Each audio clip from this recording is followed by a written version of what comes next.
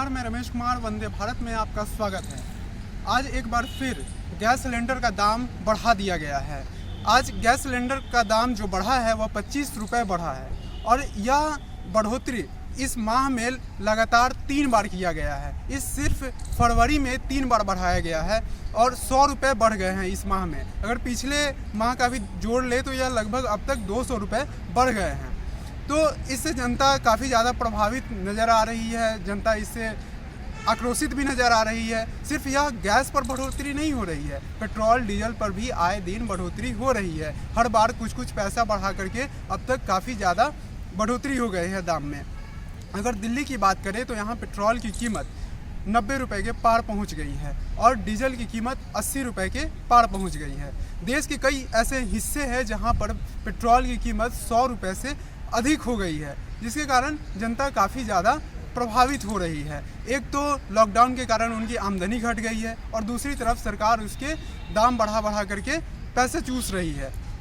लेकिन जब सरकार से यह सवाल किया जाता है कि यह पेट्रोलियम पदार्थों का दाम क्यों बढ़ रहा है, तो सरकार की तरफ से यह कहा जाता है कि यह हमारे हाथ में नहीं है। यह मार्केट डिसाइड करती है कि पेट्रोल डीजल या गैस का दाम बढ़ेगा या घटेगा। सरकार अपने नियंत्रण से इसे बाहर कर चुकी है, यह मार्केट डिसाइड करता है। लेकिन कांग्रेस इस पर हमलावर है। कांग्रेस ने आज प्रेस कॉन्फ्रेंस भी किया इस पर और आज अनोखे अंदाज में कांग्रेस ने प्रेस कॉन्फ्रेंस किया। कांग्रेस की प्रवक्ता है सुप्रिया श्रीनेत, जिन्होंने आज प्रेस कॉन्फ्रेंस की है। सिलेंडर पर बैठकर उन्होंने प्रेस कॉन्फ्रेंस किया और कहा कि यह सिलेंडर अब ऐसा हो गया है कि हम लोग इसे बढ़ा नहीं सकते हैं, यह आम आदमी के बजट के बाहर है।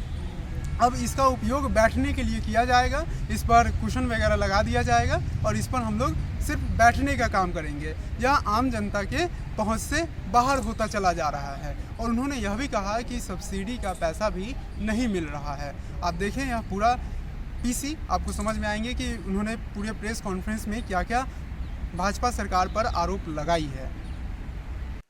आप सब लोगों को मेरा नमस्कार। और आप देख रहे हैं कि हम लोग इस रूम में आकर सिलेंडर पे बैठे हैं, क्योंकि मुझे ऐसा लगता है कि आने वाले वक्त में और आज भी इन सिलेंडर का यही यूज है। इसमें गैस भराने की तो हम लोगों की हैसियत अब है नहीं। जिस तरह से गैस के दाम बढ़ रहे हैं, आज फिर 25 रुपए बढ़ गया है। और अगली बार शायद जब हम लोग प्रेस कॉन्फ्रेंस करेंगे तो आप पत्रकार बंधुओं के लिए भी हम लोग ये लगवा देंगे और थोड़ी सहूलियत के लिए शायद इस पे गद्दी वद्दी लगा दें, जिससे आप थोड़ा कंफर्टेबली बैठ सके। मैंने तो अपने घर में सोचा है इसको ड्राइंग रूम में रख दूं, क्योंकि इसका यही यूज है। तो एक ये सांकेतिक, इसको आप हमारा प्रतिशोध मानिए, इसको आप मानिए कि हमारा प्रोटेस्ट है। लेकिन एक्चुअल सिलेंडर का आज हिंदुस्तान में यही यूज है। जो बड़ी बड़ी बातें करते थे वो लोग, आज लोग फिर से चूल्हा फूक रहे हैं, लकड़ी जला रहे हैं, कंडा जला रहे हैं और उसी तरह से औरतें खाना बना रही हैं। क्योंकि मुझे ऐसा लगता है कि दम्भ और अहंकार में चूर्ण मोदी सरकार ये भूल चुकी है कि आम आदमी पर क्या बीत रही है। एक हम लोगों की तरफ पेड़ होता है, बिहार और यूपी से आप लोग जो होंगे शायद पता हो, उसको थेथर का पेड़ कहते हैं। रात में काट दीजिए तो सवेरे निकल जाता है। जो थेथरई और जो बेशर्मी मोदी सरकार दिखा रही है, उसकी जितनी निंदा करी जाए कम है। पेट्रोल 100 के पार है, डीजल में उछाल है, रसोई गैस का सिलेंडर फिर 25 रुपए बढ़ा दिया गया है। तो दिसंबर से अभी तक 200 रुपए बढ़ के 794 रुपए पर रसोई गैस का सिलेंडर आ चुका है। कितने लोग हिंदुस्तान में हैं जो 794 रुपए का ये सिलेंडर भरा सके? और अभी मैं 2 मिनट में सरकार के आडंब और पाखंड का भी पर्दाफाश करूंगी, क्योंकि सब्सिडी मिल ही नहीं रही है इस देश में। तो जब इस तरह से दाम बढ़ रहे थे और हम लोग बार बार सरकार के सामने इस बात को प्रस्तुत कर रहे थे और उसको आगे ला रहे थे, तो हमें लग रहा था कि सरकार थोड़ी संवेदनशीलता दिखाएगी, जो राजधर्म है वो निभाएगी। लेकिन सरकार ने सिर्फ थेथरई दिखाई है। और सरकार ने कहीं ना कहीं, रामधारी सिंह दिनकर की एक लाइन है और कृष्ण की चेतावनी में उन्होंने एक लाइन दी है कि जब नाश मनुज पर छाता है, पहले विवेक मर जाता है। आप उसको विवेक कहिए, आप उसको राजधर्म कहिए, आप उसको संवेदनशीलता कहिए, जो भी कहिए, जिस नाम से आप पुकारिए, इस सरकार की नैतिक मौत हो चुकी है।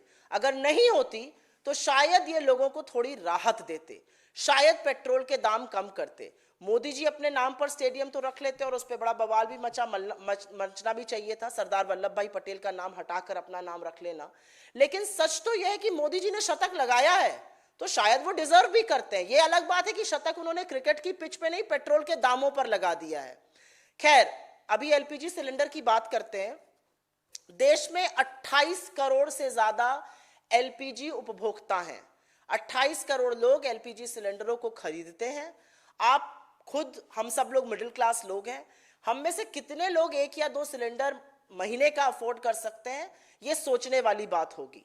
और अब मैं बताती हूं सरकार का जो आडंबर और जो झूठ है। कल ही पेट्रोलियम मिनिस्टर, और इनके मंत्री भी बड़े अद्भुत हैं, इनके मंत्री मुद्दे की बातें नहीं करते हैं। बाल और महिला विकास मंत्रालय की जो मंत्री हैं, उनको सिर्फ राहुल गांधी जी नजर आते हैं। उनको महिला का विकास, महिलाओं के खिलाफ अपराध कभी भी नहीं दिखता, उसके बारे में वो कभी भी बात नहीं करती हैं। उस पर बिल्कुल दही मुंह में जम जाता है। धर्मेंद्र प्रधान जी सारी बातें करेंगे, ट्विटर पे और फेसबुक पर टाइम जाया करेंगे, और झूठ बोलते हैं जब टीवी चैनलों पर आते हैं कि नहीं नहीं हमने दामों में, हम क्या कर सकते हैं। आप बहुत कुछ कर सकते हैं। आपने एक्साइज बढ़ाया, आप कहते हैं सब्सिडी है, सब्सिडी बिल्कुल नहीं है। और इसका साक्ष्य और प्रमाण ये है, और एक ये छोटी सी टेक्निकल सी बात है, एक मार्केट प्राइस होता है, एक कंट्रोल्ड प्राइस होता है। कंट्रोल्ड प्राइस जो होता है वो सरकारें साल दर साल एक ही चलता जाता है। मार्केट प्राइस और कंट्रोल्ड प्राइस के अंतर पर ही सब्सिडी मिलती है। तो मान लीजिए आज मार्केट प्राइस 794 है और कंट्रोल प्राइस मान लीजिए 600 है, तो 194 रुपए की सब्सिडी आपको मिलेगी। लेकिन इस सरकार ने मार्केट प्राइस और कंट्रोल्ड प्राइस को एक ही कर दिया है। 794 रुपए, जो 25 रुपए अभी बढ़े, जो 50 रुपए पहले बढ़े थे, जो 100 रुपए बढ़े थे, जो 25 रुपए बढ़े थे दिसंबर से लेकर अभी तक, इन फरवरी में ही 50 रुपए, 25 रुपए और अब फिर से 25 रुपए, 100 रुपए बढ़ाए हैं। जो ये बढ़े हैं, ये कंट्रोल्ड और मार्केट प्राइस अब एक हो चुका है। तो क्योंकि वो एक हो चुका है, सब्सिडी शून्य है। तो ये लोग सबसे पहले तो झूठ बोलना बंद करें। इनका जो कंट्रोल प्राइस है और मार्केट प्राइस एक है, इसलिए लोगों को सब्सिडी नहीं मिल रही है, पहली बात। और इसका साक्ष्य प्रत्यक्षम किम प्रमाणम कहा गया है कि प्रत्यक्ष को प्रमाण की क्या जरूरत है। इसका साक्ष्य इस साल का बजट है। 38,000 करोड़ की फ्यूल सब्सिडी को घटाकर 12,000 करोड़ इस साल के बजट में कर दिया गया है। 3 गुना उसको इसलिए घटा दिया गया है क्योंकि सरकार ने मन बना लिया है कि आपकी जेबों पर डाका डाला जाएगा, आपकी रसोई गैस में उछाल होगी, आपके चूल्हे में आग लगेगी, लेकिन सरकार अपना मोटा रोकड़ा कमाती जाएगी। कोई और भी सरकार होती तो आज मैं कहती हूं और दावे के साथ कहती हूं, आपने 21 से 22 लाख करोड़ रुपए कमाए हैं 12 बार एक्साइज बढ़ाकर। आप एक्साइज घटा नहीं सकते। और अब इनके दूसरे झूठ का मैं पर्दाफाश करती हूं। निर्मला सीतारमण जी से मैं एक बात में खुश हूं कि जब उनसे पूछा गया तो उन्होंने चलिए ये तो नहीं कह दिया कि मैं लहसुन प्याज की तरह पेट्रोल डीजल का इस्तेमाल नहीं करती हूं। उन्होंने एक बड़ा अंग्रेजी का टर्म यूज किया, it's a very vexatious issue. No madam, it is not a vexatious issue. ये परेशान करने वाला इशू सिर्फ आपके लिए है, और इसलिए है क्योंकि आपकी नीति और नियत दोनों में खोट है। आप पेट्रोल, डीजल, एलपीजी का ठीकरा राज्य सरकारों पर मत फोड़िए, क्योंकि आप अन्याय कर रहे हैं। 7 लाख करोड़ राज्य सरकारों का आपके पास बकाया है। 12 बार एक्साइज आपने बढ़ाई है। एक्साइज के 3 कंपोनेंट होते हैं, बेसिक एक्साइज, स्पेशल एक्साइज और एडिशनल एक्साइज। बेसिक एक्साइज आप राज्यों के साथ साझा करते हैं।